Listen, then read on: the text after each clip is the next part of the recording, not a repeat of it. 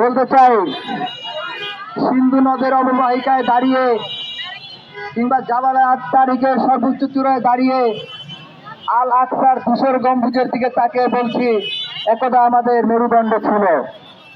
আজ আমরা আমাদের কিছু বলা ছাড়া, কথা বলা ছাড়া আমাদের আর কিছু করার ক্ষমতা নাই। আমরা আজকের এই ফিলিস্তিনে মার্চ থেকে আজাদ ফিলিস্তিনের পক্ষ থেকে পরবর্তী 2টি কর্মসূচি ঘোষণা করছি। আমাদের পরবর্তী কর্মসূচি হচ্ছে, আপনারা বাসা বাড়িতে ফিলিস্তিনের পতাকা উত্তোলন করবেন। আপনারা বিভিন্ন খেলাধুলা সহ বিভিন্ন ইস্যুতে বিভিন্ন দেশের পতাকা উত্তোলন করেন।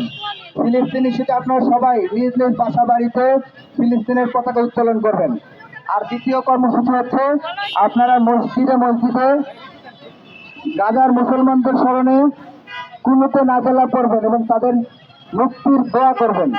এই 2টো কর্মসূচি জানিয়ে আমাদের কর্মসূচিতে সকলে অংশগ্রহণ করা, এটা সবাইকে ধন্যবাদ জানিয়ে আপনি কর্মসূচি গ্রিন ক্লাব জিন্দাবাদ।